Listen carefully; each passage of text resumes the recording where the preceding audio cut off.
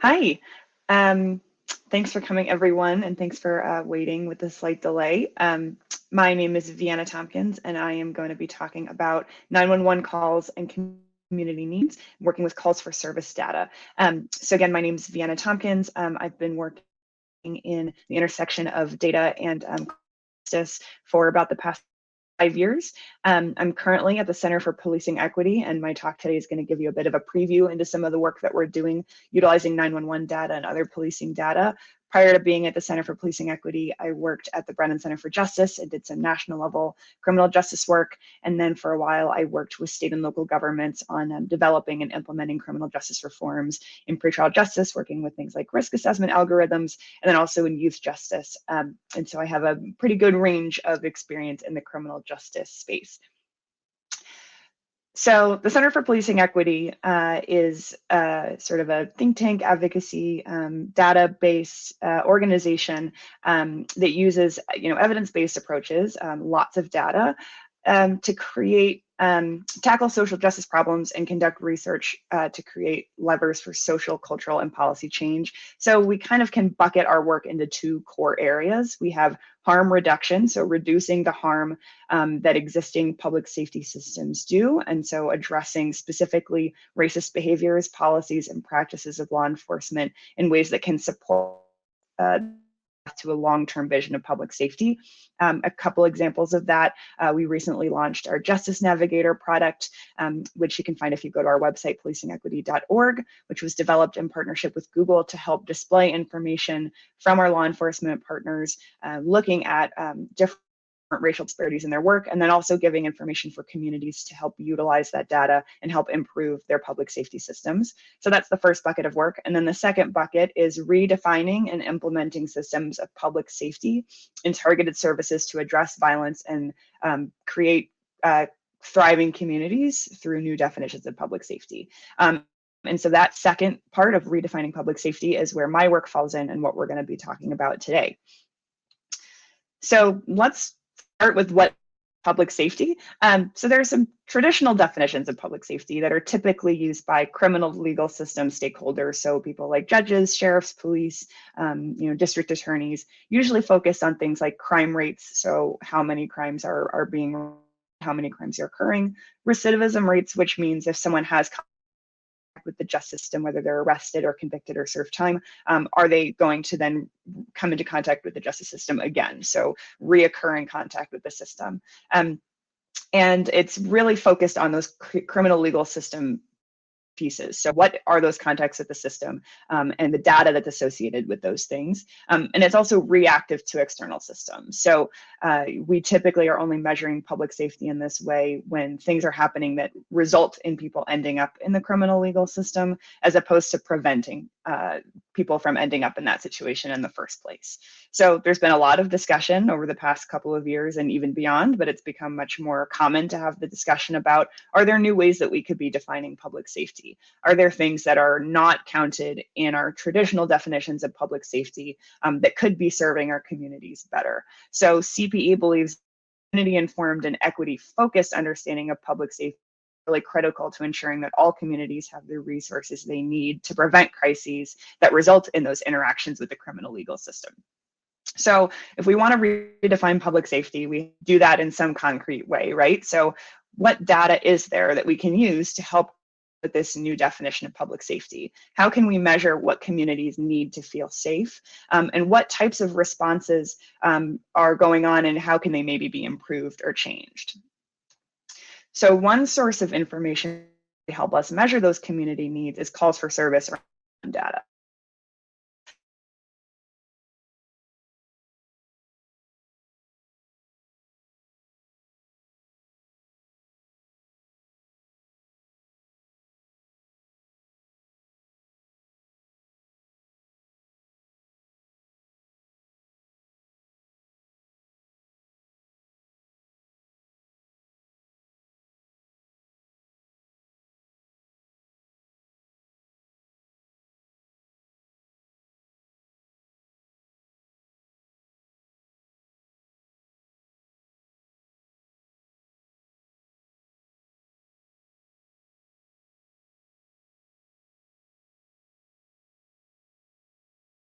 any administrative data set, there are going to be challenges around data collection, data quality, and all of those things. And so we're sort of fighting an uphill battle to really utilize this data in a new way that might help us redefine public safety. So even though it wasn't necessarily designed for this purpose, what is contained in the data set and how can we use it?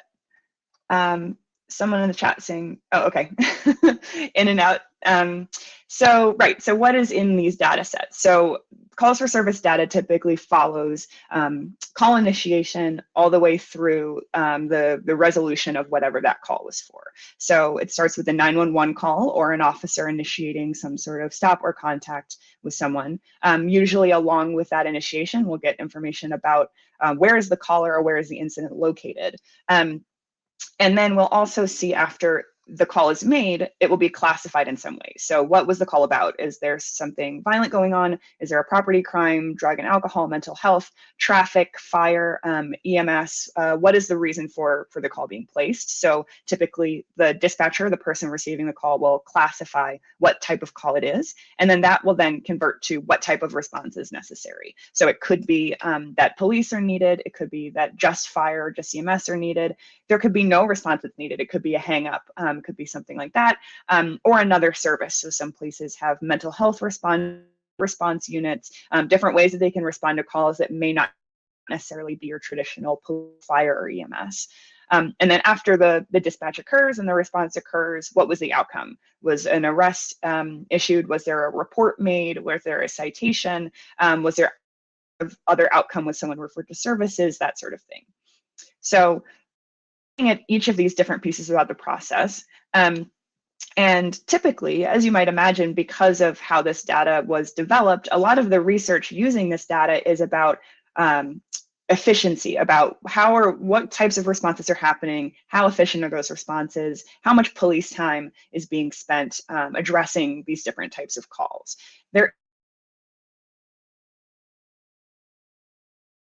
Calls say about there are in the community. So one thing that's different about the work that we're doing is that we really want to look at what does this information say about what's going on in different communities. Something else that's unique about CPE is that we have the largest police behavior database in the world. So we have use of force data on vehicle pedestrian stops. And we also have access to, of course, publicly available data like everybody does. And then we have access to data sets through the work that we do directly with law enforcement agencies to help determine, the amount of racial bias they have and help address those issues. So using that enormous wealth of data that we have, we can not only take some of these publicly available data sets, but we can also take some of these private data sets that we have access to, and we can link them with some of the other data sets that we have to do some analyses and draw some conclusions about the ways that calls for service, other types of policing information, and then also connecting that with other data sets, so looking at things like the census and the American Community Survey to look at neighborhood characteristics and see what types of relationships there are between types of calls. Some other insights that we hope to look at are things between the initial call type and the final call type. So what does the person calling say is the issue versus what is the issue reported as at the end of the call? So we can look at different perceptions from the community versus from officers or other responders.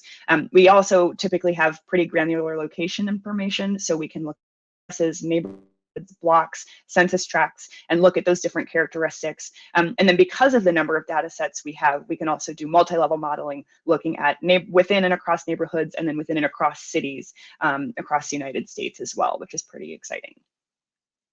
So I mentioned issues with administrative data sets. I'm sure anyone here who has worked with administrative data knows some of these challenges. So of course, consistency can be a big issue. There is no consistent standard across the United States or within states or jurisdictions for collecting 911 data.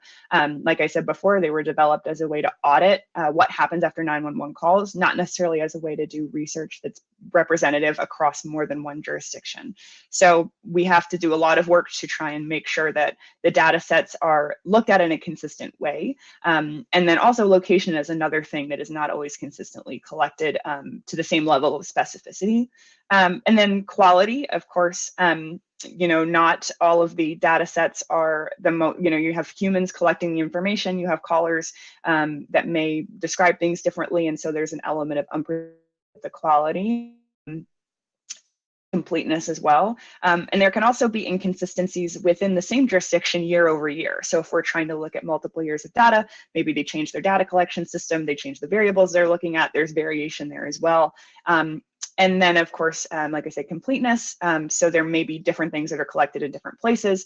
Some locations will also screen out certain types of calls from their publicly available data. For example, typically those calls might be domestic violence or relating to sexual crimes. They won't include that information in the publicly available data sets for confidentiality reasons.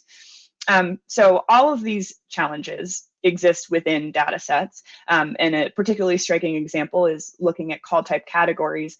In some cases, they're not validated. So for example, in one of our publicly available data sets, there were over 16,000 unique call types, most of which were typos. And so having to deal with those types of challenges, what can we do to kind of bring these data sets together and make them usable? So we've developed a standardization process, and this is a very high level overview of what that process looks like. Essentially, we aggregate all of the data that's available for any given location. So typically it's a city or a police department. We extract any variables that we need to manually review. So any of those free text fields, typically the call types, outcomes, sometimes the initiation method. We pull those out. We go through a manual classification process where we read through them. We put them into different buckets. Sometimes we'll have other parties review them. So if we want to make sure we're understanding what the local codes mean, maybe we'll reach out to someone who's in that location. And then we'll also create indicators or flags for things that we want to look at closer. So for example, mental health and substance use are big areas of research. So we develop flags to say, does this charge have anything to do with, or this call type have anything to do with mental health or drugs or youth, or those different things that we want to examine further. We then convert the raw variables into standard variables, both in format and in name, so that we can have consistent variables across all of our data sets. Then we merge all of our indicators back in. We merge in census data and geolocation information, so we have all of that standardized as well. And then we'll reshape the data to be unique at a certain level of observation, depending on what the analysis is. So for one, we'll probably have flattened to the call level, so we can look at all calls. But then we'll also want to look at things at the census tract level or the neighborhood level, so we'll flatten it to a geographic level as well. And all of this is in preparation for merging all of the cities together into one larger data set that we can use more nationally idea of what's going on with calls for service across the country. So we're currently, like I said, this is a bit of a preview. We're currently in the process of standardizing and processing all of our data sets. And we're hoping to have that process done and begin analysis in the coming weeks. So at a very high level, what we're hoping to do with our initial analysis is we want to really just take build on the existing research using a larger number of cities and using some of these data sets that we have access to that other folks might not have access to, and build out that foundation to be a little bit wider, and really just look at what are people calling 911 for? What are people using 911 for? And how do those call rates vary within cities, and how do those call rates vary across cities? So very basic set of analyses, but using that much larger data set, it will give us an even better idea of what's going on in communities across the country. And so there are definitely limitations to using this calls for service data that I think are really important to note. Of course, we talked about the data quality and completeness concerns earlier, which we've mitigated generally through our standardization process. But the other big one is that we know that calls for service alone cannot be completely representative of community needs. There are plenty of reasons why someone might not want to call 911 or might not be able to call 911 due to accessibility issues or due to concerns in a community where there's a lack of trust between folks in the community and police or other responders that might be coming from 911. So this is really building a foundation with the greatest data source that we have to say, what does this data say? But the data alone is not going to answer this question of redefine public safety, there has to be a component of doing that qualitative analysis as well, and speaking with communities, and CPE is also in that community engagement work as well to help fill in that other piece of the puzzle. So just to kind of sum up what we're doing in regard to redefining public safety, we have our data and our science side, which is generating these insights into community needs and identifying opportunities for transformative impact based on what we see in the data. And we're pairing that with gathering community input and working with communities to evaluate and better understand what they need to feel safe and what makes them feel the most safe to develop this new redefined idea of public safety that is both addressing the issues that occur when folks get involved with the justice system, but ideally also helping to prevent that exposure to the justice system when it's not necessary in the first place. So we have, I think, about 4 or 5 minutes. I would love to take any questions if folks have them. And I see one in the chat, link to those indicators to drive initiatives, reverting fundings to department. So if you go to policingequity.org, you can see more about the Redefining Public Safety initiative and the different projects that we're working on. Reverting funds to departments that could deal with the most common issues. Yeah, so one of the big things that we want to do is really quantify how large a share of 911 calls are things that could be handled perhaps better by different types of resources or professionals. So I think mental health is a great example of a big one where we know that police are not trained mental health professionals. And so there are some cases where someone may be having a mental health crisis where resources should maybe go to addressing that specifically, as opposed to sending out police or in addition to sending out police. So yeah, really figuring out like how big is this piece of the puzzle and how can communities figure out what that looks like in their own community. Thanks for that question. Any other questions? And I see, will the PowerPoint be provided? I think the recording of this will be available afterwards. And I am happy to share the presentation as well. I'm not sure if there's an official thing that will go out with all of the slides, but I can follow up on that.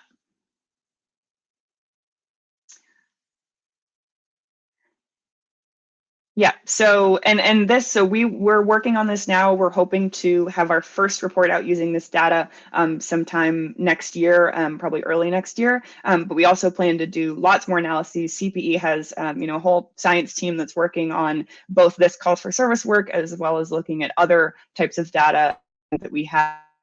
Really doing sort of a multi-pronged approach with social scientists as well as data scientists in looking at all the different angles of issue.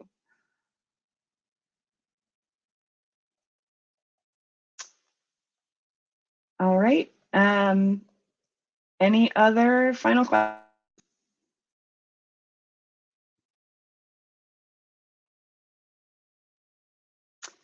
All right, well, thank you all so much. Like I said, policingequity.org if you want to learn more about the work that we're doing. It's really exciting, important work. I can't wait to be able to share even more of what we're doing, but we're still in the early stages. But definitely stay tuned. I'm doing Data Science Connect, so I'm sure I'll be back with even more exciting findings next year.